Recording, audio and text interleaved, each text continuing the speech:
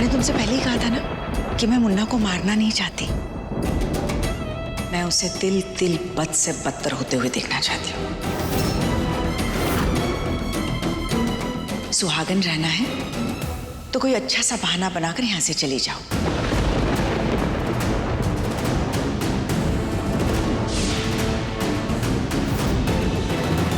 वरना तुम्हें विधवा बनाते हुए मुझे देर नहीं लगेगी।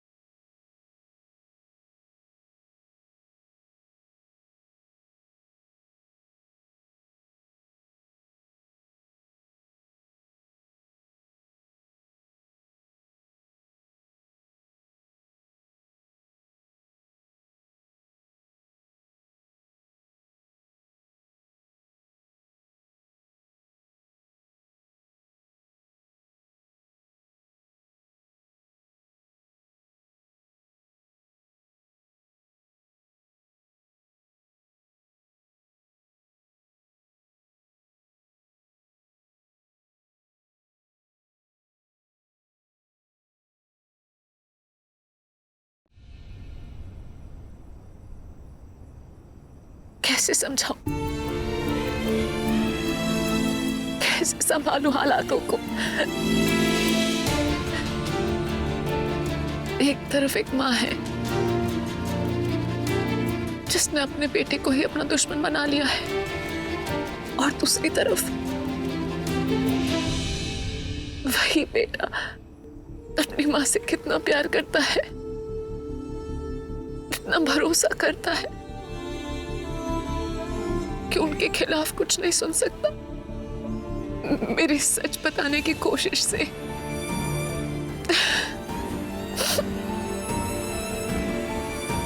अभिमन्यु को अटैक आ गया।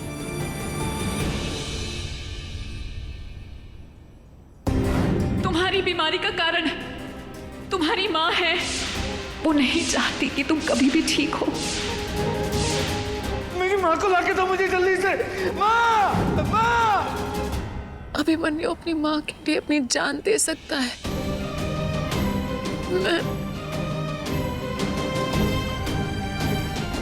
मैं अभिमन्यु को कैसे विश्वास दिलाऊं कि माँ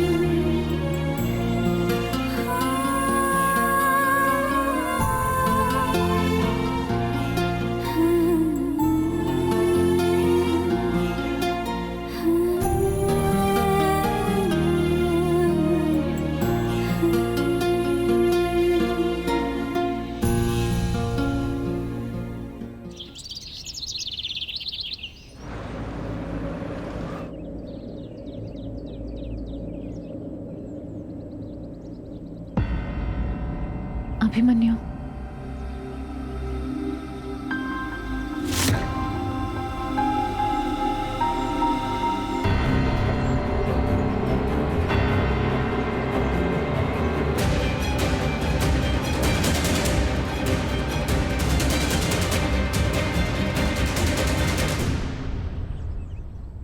तुम अभी तक गई नहीं? मेरा मुन्ना तो कल रात को होश में नहीं था, पर तुम तो होश में थी। घर वालों के आने से पहले तुम्हें चले जाना चाहिए था नियति। तुमने वादा किया है तो वादा निभाओ। इस घर से शांति से चले जाओ। दरअसल मैं नहीं चाहती कि मेरे और मेरे मुन्ना के बीच कोई तीसरा रहे।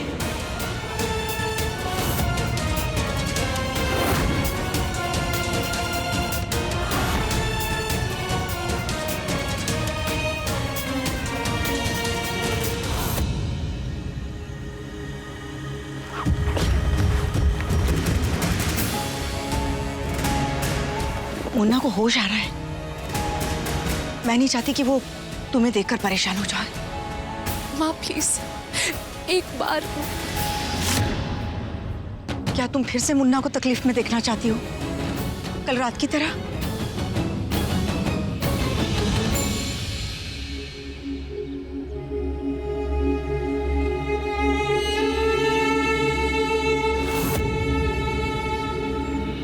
मैं तुम्हें कभी तकलीफ में नहीं देख सकती अभिमन्यु, कभी नहीं।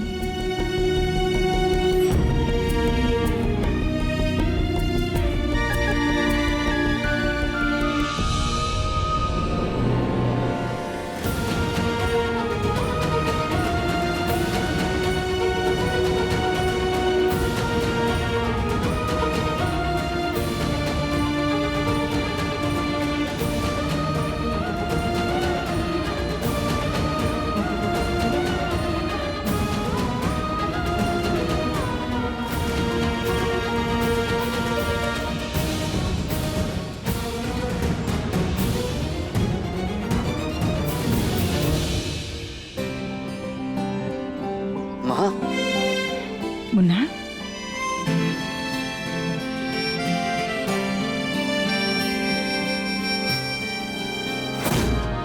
तुम्हारी बीमारी का कारण तुम्हारी माँ है।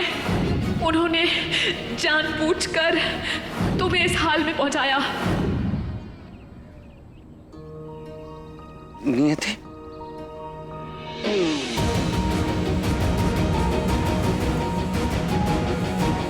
ये सुन, मैंने किया? मुझे फिर से अटैक आता क्या माँ? पता नहीं भगवान जी तुझे इतनी तकलीफ क्यों दे रहे मुन्ना। 2 पल भी तो अपनी पत्नी के साथ सुकून से नहीं बिता पाया बेटा। प्लीज मत रोइए। आप क्यों रो रही हैं माँ? आप है ना मेरे साथ। मैं ठीक हो जाऊंगा, सब कुछ ठीक हो जाएगा माँ। ऐसा क्या हो गया बेटा कि तुझे फिर से अटैक आ गया?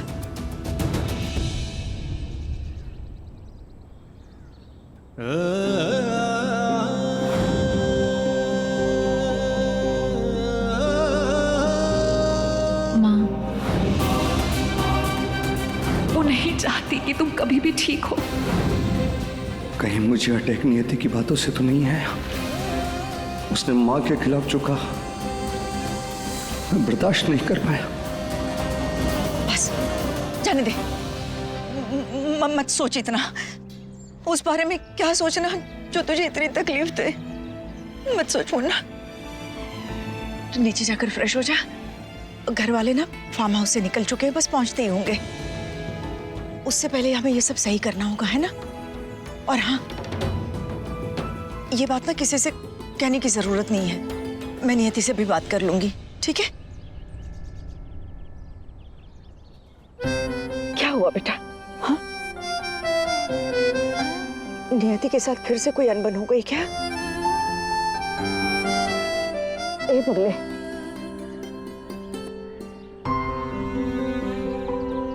फिर से उसके साथ झगड़ा किया तूने, है ना? क्यों ऐसे करता है मुन्ना? इतनी अच्छी लड़की है बेटा वो। तुझे उसकी खुशियों का ख्याल रखना चाहिए। तू अगर ऐसे नहीं करेगा ना तो मैं नाराज हो जाऊंगी तुझसे। माँ, प्लीज ऐसा मत बोलो। मैं बहुत लकी हूं कि मुझे आप जैसी माँ मिली। आप इस दुनिया की सबसे बेस्ट माँ हो माँ। मैं अब जल्दी से नीचे रेडी हो जाता हूँ। हाँ, थैंक यू माँ।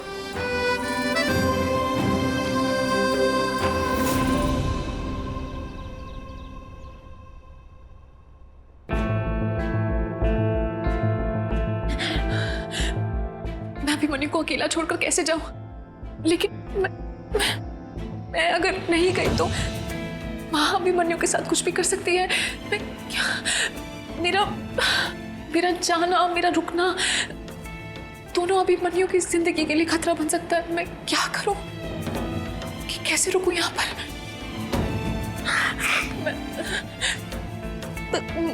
मुझे कुछ ऐसा करना होगा कि यहाँ रुकना मेरी मजबूरी बन जाए। पर क्या?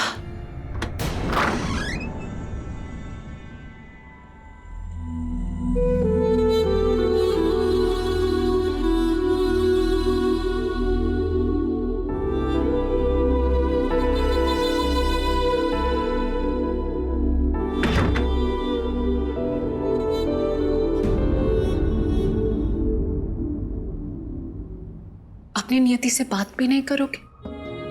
कल रात को जो तुमने बात बोली, उसके बाद मुझे तुमसे बात भी नहीं करनी।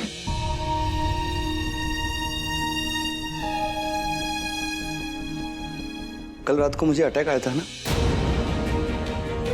तुम्हें पता है ना किस बात पे आया था? बताओ मुझे। मैं सब बताती। सच बताऊं, मुझे कल रात के बारे में तुमसे कोई बात नहीं करनी। मुझे यह जानना है कि तुमने मेरी माँ के ऊपर इतना बड़ा इल्जाम लगाया तो लगाया कैसे? तुम्हें क्या लगता है मेरी माँ मेरे दिमाग के साथ इतना खिलवाड़ करेगी? वो मुझे बीमार कर सकती है। अभिमन्यु तुम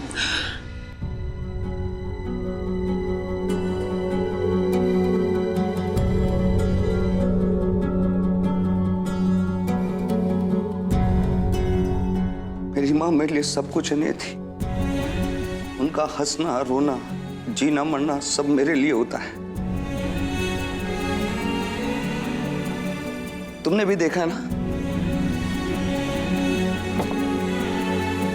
फिर तुम इतनी घिनौनी बात कैसे कर सकती हो मेरी माँ के लिए? क्या कहा था मैंने तुमसे कि मेरी दुनिया मेरी माँ से और तुमसे शुरू होती है और तुम दोनों पे ही खत्म हो जाती है। नियति, अभी तो हम बिछड़ के मिले थे, अभी तो हमारी लाइफ में सुकून आना शुरू हुआ था और तुम्हारे दिमाग में इतनी गलतफहमी पैदा कैसे हो गई? अभिमन्यु, मैं जानती हूँ। क्या जानती हो तुम? शायद तुम भी मुझसे उतना प्यार नहीं करती जितनी मेरी माँ मुझसे करती है।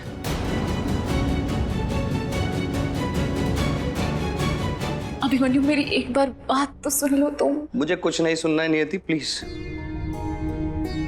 क्या सुनने को अब क्या बाकी रह गया? क्या है तुम्हारे पास बोलने के लिए? बताओ मुझे।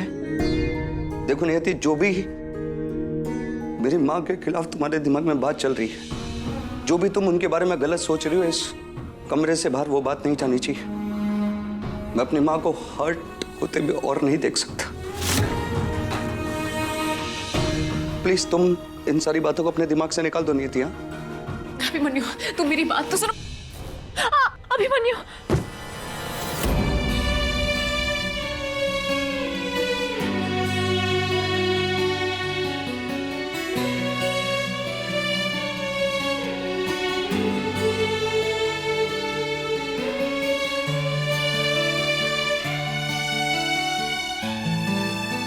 नियति, तुम्हारे दिमाग में जो भी गलत चीज चल रही है मेरी माँ के खिलाफ, प्लीज उसे अपने दिमाग से निकाल दो हमारे लिए। मैं तुम्हें माफ कर दूंगा, प्लीज। अभिमन्यु, बात खत्म करने के लिए बात तो कर लो। मैं कब से तुमसे कुछ कहना चाह रही हूँ। मुझे अब इस बारे में कोई बात नहीं करनी नहीं थी।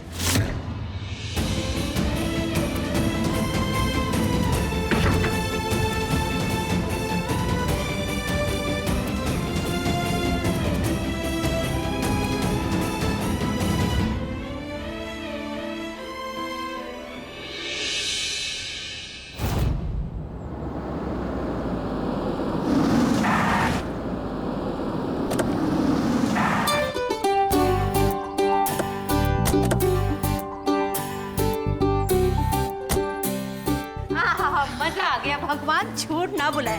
भैया, कल तो फार्म हाउस में ना नॉन स्टॉप हमने मस्ती की है।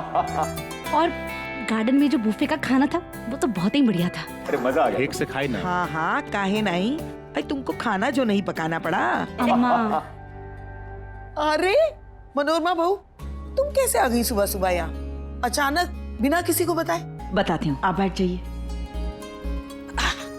नियति और मुन्ना अकेले थे ना घर में, तो नियति हम सबके लिए इतना नाश्ता कैसे बनाती, तो मैंने सोचा मैं जल्दी अगर हाथ बटा देती हूँ, इसीलिए जल्दी निकल आई वहां से। आप लोग फ्रेश हो जाइए, मैं नाश्ता बना देती हूँ। कितना करती हैं आप सबके लिए मनोरमा जी, हर किसी के बारे में सोचते हैं। हम सब कितने लकी हैं जो आप इस परिवार का हिस्सा हैं। आपकी सच्चाई का बदला मैं कभी नहीं चुका पाऊंगा।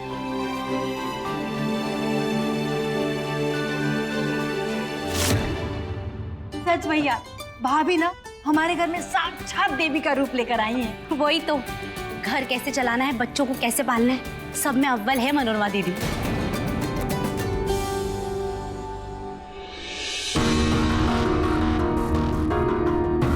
लो, नियति भी आ गई।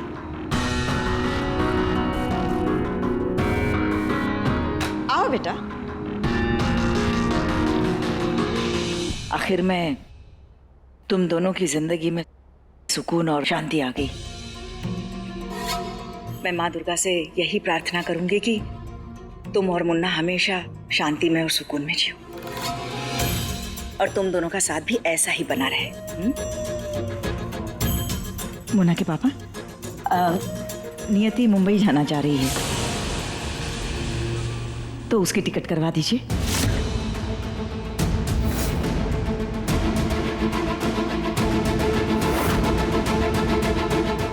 भाई पर क्यों बेटा, सब सब सब ठीक है ना? मैं बताती हूँ ना बेटा। दरअसल आज सुबह सुबह मेरे पास आई अम्मा और कह रही थी कि शादी को इतने दिन हो गए हैं, मम्मी पापा से मिलने को मन कर रहा है। तो फिर मैंने कहा ठीक है, मैं बात कर लेती हूँ। और अम्मा वो पगफेरे की रस्म भी तो रह गई है हमारी। हाँ, आज अगर इसे भेज देंगे तो 2 दिन बाद मुन्ना को भेज देंगे लाने के लिए, तो रस्म भी हो जाएगी और इसका मिलना जुलना भी हो जाएगा। ये ठीक रहेगा। क्या हुआ, ठीक है ना? मैं नियति चाह रही थी कि मैं आप सबसे पूछकर परमिशन ले लूं, तो बताइए। अरे मनोरमा जी, इसमें परमिशन लेने वाली कौन सी बात है? आपने कह दिया तो बस बात खत्म। दिनकर जी, नियति के मुंबई जाने का सारा इंतजाम करवा दो। नियति, सब लोग थक के आए हैं बेटा, मेरे साथ आकर किचन में हाथ बटा दो, सबके लिए नाश्ता तैयार कर देते हैं। ठीक है, चलाओ, आओ बेटा, कम।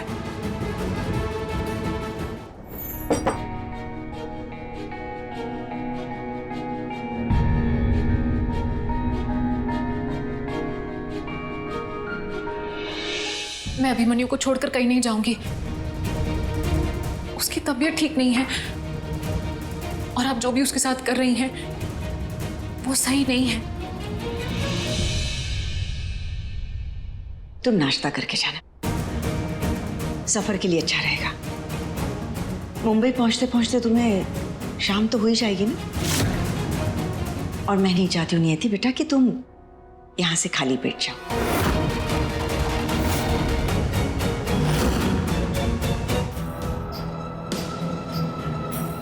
और जाना तो तुम्हें होगा ही, क्योंकि ये मैं तुम्हारी भलाई के लिए कह रही हूँ। मैं नहीं चाहती कि तुम इस कहानी का हिस्सा बनो, क्योंकि इस कहानी की बातें बहुत ही गहरी हैं बेटा। मेरी तुमसे कोई पर्सनल दुश्मनी तो है नहीं, तो तुम क्यों अपनी जिंदगी खराब करने पर तुली हो? और रही बात मुन्ना की, तो उसका सर्वनाश तय है, और उसे तो कोई नहीं रोक पाएगा। और तुम्हारे जाने के लिए मैंने रास्ता तो बना ही दिया है, और 2 दिन बाद मैं अभिमन्यु को भेजूंगी नहीं तुम्हें लेने के लिए। तुम तो वैसे ही आजाद हो जाओगी।